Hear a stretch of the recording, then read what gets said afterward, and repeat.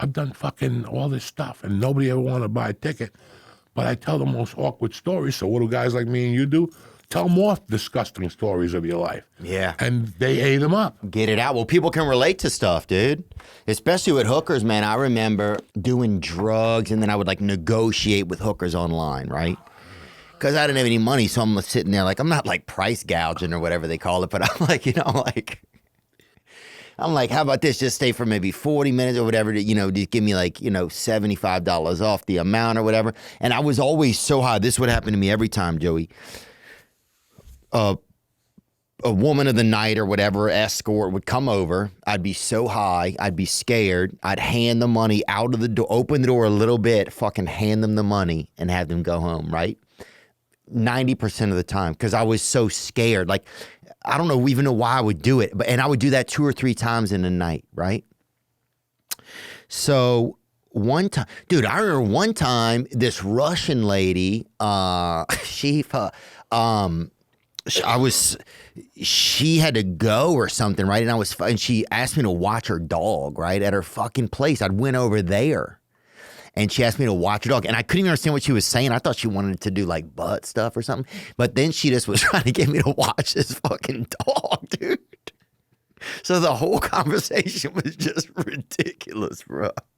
Because I kept kind of touching her butt and she kept kind of pointing at this puppy. I'm just like, what am I doing, dude? I would be petrified to call a hooker. Oh, it was so scary. Petrified. And never mind on coke. Like, I wanted to. Trust me, you're not the only guy that got fucking secret fucking desires. Whenever you do coke and you're by yourself, you're dying to call a freak that's going to take the ride with you. I can never do it. I can never fucking do it. And if I got somebody to come over, if I jerked off before they come over, then I wouldn't even open the door. Yeah. I keep that little bit of coke for me. Fuck it, you ain't getting none of this. I already cracked the nut. You ain't getting none of this shit. I'm out of coke, dude. I'm out of coke. I crash a fucking aspirin and give it to them. Oh, I remember, yeah.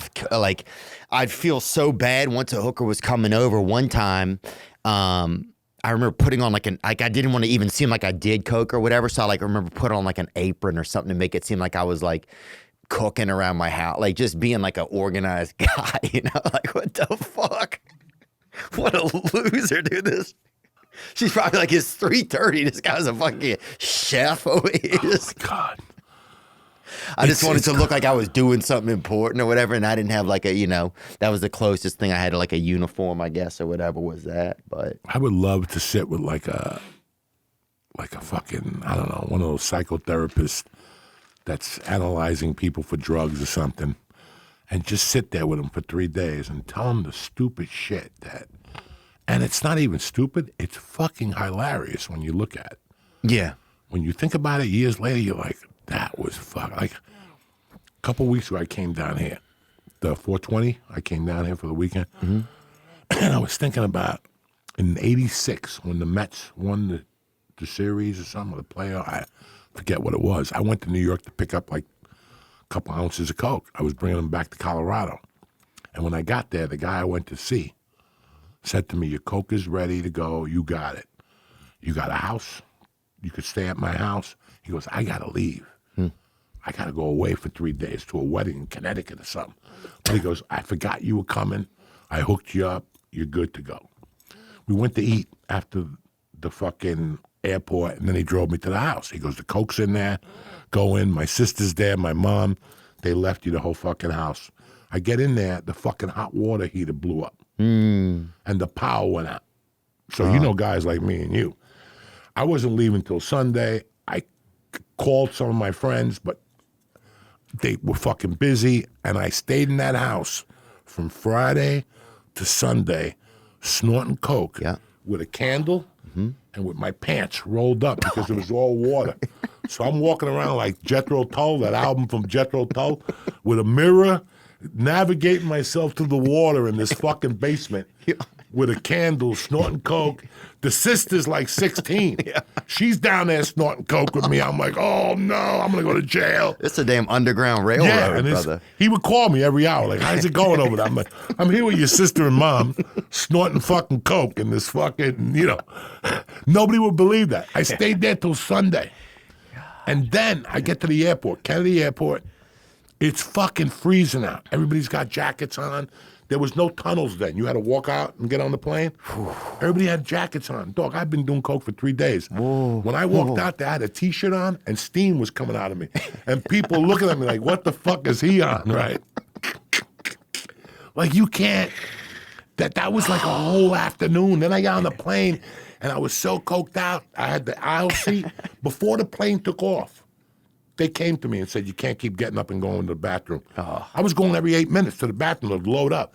And then when the plane took off, I actually took the blanket, put it over my head, put the lunch tray down, crushed it up, and I would snort and then pop my head up.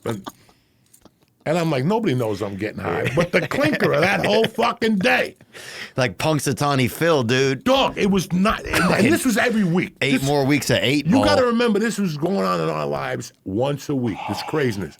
And then I go up to, because in those days, the planes had like a little bar, and you could order from the bar. And I remember that, I'll never forget, there was a black linted bar, like black. Wow, on the airplane. In the 80s and 90s, shit, you had fucking planes with bars. Yeah. And JetBlue, no, People's Express was a plane that went out of business, a company that went out of business. They had a piano Nuh-uh. that the guy would play upstairs. They were double-decker planes.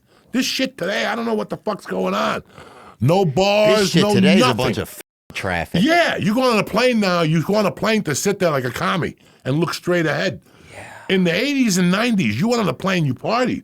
You could move around and talk to people. That's what Ric Flair always says. He always says about how great it was on planes. Oh, my God. I could come up to Theo and go, Theo, buy Theo a drink, buy that lady in row 3 a drink, and all of a sudden you're picking up chicks on a plane, dog. God, Come on. Fuck. I'm lonely. So I go to the bar. I order whatever, a Southern Comfort, an orange juice, whatever the fuck I'm drinking. And Theo, as I'm talking to, it's just me and him at the bar. A fucking Coke rock falls out of my nose and lands on the lint. And me and him are looking at it like to see who's going to speak first. And I look up, and I'm looking at the plane. I go, that fell off the plane there. And I got back in my seat. I was never so embarrassed. Look, I was doing shit that nobody, I remember going on a date with a girl to a fucking Net Philadelphia Sixer game. Oh, high on coke? No, I had a half ounce in my pocket. I was holding it for later in case she didn't want to go home with me. Yeah. You know, the first quarter I'm talking to her, we're not getting nowhere. And I go, fuck this, I'm going to get it. Do you want a drink? She goes, yeah, I'll take a drink. I went to the bar to get a drink at the Net game. The bartender had a bow tie on. This is like a Theo story. He had a bow tie on, very decent guy. And I'm up there like, let me get a double, bah, bah, let me get another one, bah. And all of a sudden I go, you want to do a line? The guy's like, yeah. This is 1984. Rocky got that cock on him, I'm baby. at a Net basketball game. I got the bartender in the back doing lines. By the end of the night, he had his fucking bow tie off. He disconnected the computer. He was just pouring them in and giving them to people. I didn't go back to that seat till 3 minutes left. Wow. That girl was like, what happened to you? I'm like, you're not going to believe it. I had a good I time. had a good fucking time. Sit next to your fucking tight-ass fucking... God. Telling me. I mean, that's the shit that happened all the fucking time. Yeah, anything could. It used to feel like anything could happen. Yeah. Anything could happen. Like, yeah, we're going to go here, but listen, there was a time when there was a $39 flight to Miami. After midnight in Newark. After midnight. After midnight, it was 39. It was like 59 all day. Like just to Miami, straight shots in 84. But from midnight to, it was like $29. Oh my God, you get on that plane and there'd be 200 people fucking whacked. You know how you go, we're out of coke, what are we gonna do? Yeah. Call Timmy, call Mikey, call Louie, nobody's around. Fuck it, let's go to Miami. That's what people would do. They get on that plane with the last 2 lines and pray to God till they get to the airport. Dog, it was crazy. That's how crazy it used to be. After midnight, a fucking, on the hour, every hour to Miami. Why would you want to go to Miami? What would make you want to go to Miami at 2 in the morning? Cocaine, probably. Yeah. And women. Or men. If you like men, I don't like them. But women. But you have 1,000 of those stories. 1,000. And I have thousands of them. Thousands of, fucking getting high and not getting anywhere. That's all it is. That's the truth of it is. After you look at it over a long period of time, it's like getting high and not getting anywhere. Son. You know, you're talking about that shit about giving the hooker money. Listen, man, how did I quit smoking cigarettes? I forced myself. I bought an 8-ball and I didn't take no cigarettes home because I knew once I had that 8-ball in me, I'm not walking to 7-Eleven. So I stayed in that apartment all night, 8 hours with no fucking cigarettes on an 8-ball. The next day, I didn't need to smoke. I had already beat it in my mind. That's how I quit smoking cigarettes. I bought an 8-ball and no cigarettes to go. Yeah, dude. I remember one time I had a escort or whatever. I hate to hooker. I feel like, but dude, hookers like the term hooker. They don't care. They don't care as long as you pay them. Yeah. So yeah, and I always paid, but yeah, this hooker got sick one time, and I remember I stayed over there for like a day and a half taking care of her. Really? Yeah, in in Beverly Hills. And you ever talk to her anymore? No, we texted for a while, and then I changed my number. But I think it was fine. We didn't even speak really the same language that much. I think she spoke like Slovakian maybe or something. And but yeah, but we were, I mean, definitely had been doing drugs, but that was that, you know. Oh, when I think of some of the times, dude. It scares you. Yeah, when I think of the times that I drove fucked up, Joey, when I used to I would put both of my feet on the pedals, right? Because I was too nervous to let one of my feet make all the decisions, right? So I was like, I ain't trusting this one of my feet. I'm going to have both feet down there in case something pops off, right? So I had one on each pedal, but even then, it's like playing it's a little bit of driver's ed kind of vibes. And I would be like in a crosswalk and I would be high and somebody would be walking through and I'd be like, do not fucking hit the gas, bro. Just hoping my feet didn't do their own shit and start a new adventure for themselves. You know, it just got me just being so fucked up that you didn't know if you were going to be able to rely on yourself, you know? That shit was tough, That's dude. one thing about me I never fucking did. As crazy as I am, I could do anything. Like if you say to me, Joey, can we do this? Let's go. I'm not scared of cops, you know. When I was running, okay? When you're running, you're running. There's one thing I hate doing. Drinking and driving. Yeah. Or partying and driving. Listen, I could smoke a joint and drive better than most people. The other shit, I cannot drink and drive. It won't let me. My body shuts down. Because I know I could talk to a cop, but if I'm drinking, I can't talk to him because he's got me. I'm guilty. I'm guilty. I'm not going to fucking try to tell him I had one drink. That's why I won't even have one drink when I go out. The fear of a cop pulling me over and asking me, were you drinking? Yeah. And then I got to go, yeah. And then he gets me out of the car, and then I got to do the fucking 10 steps. So before I go through all that shit, you know, and we didn't have Ubers. You know, I didn't have an Uber. Now, fucking great to get high. Yeah. You know, you can do whatever the fuck you want now. Yeah, people don't understand what that was like, not having an Uber. Shit. You had to get high. Say if you wanted to leave a place, you had to fucking walk off. Walk or fucking run or fucking go through the weeds or some shit. You know, my thing was, I'm still very grateful that in all those years, nothing happened bad on the road. And, bro, I was in situations where, you know, a lot of shit could have happened drug-wise. One time in Beaumont, that, like, when I think of nights that I could have died, it's Beaumont. Beaumont for reals. I fucking OD'd on Valium. Really? You could OD on the Sunset there. It's a beautiful area. I couldn't talk for 3 days. I had to go to a hotel room. My face was dragging. It's like I had palsy face. Yeah. Couldn't go home. Couldn't get on a plane. I blew my whole check in a hotel in Houston, fucking coming down, hiding from people. Drinking Gatorades, bro. You know, yeah. It's so many things could have happened. Yeah. All those weeks in Miami doing drugs, Houston.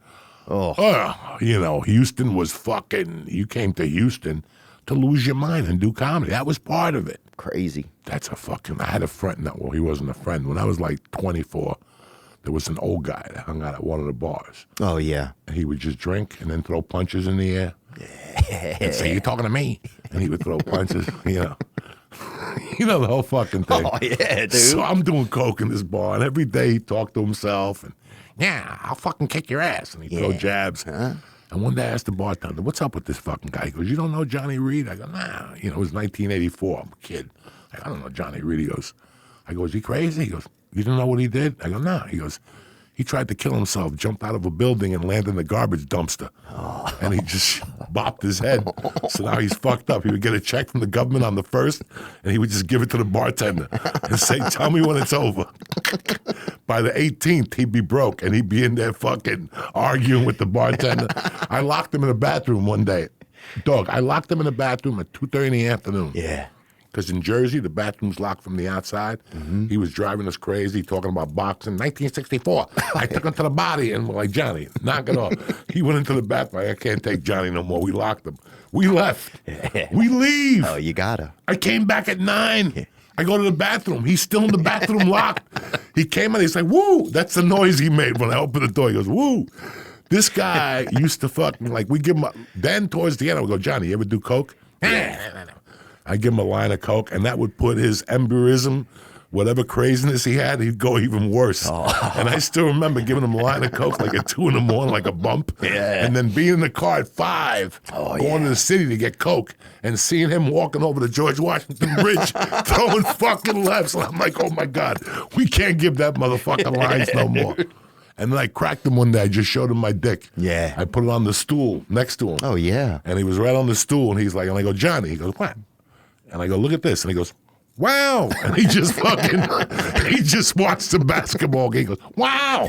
And he just, I'm like fucking dying. Only Johnny could do this. I've been asking about him. What happened to him? He's got to be dead by now. He was 50, 60 when that shit in the 80s.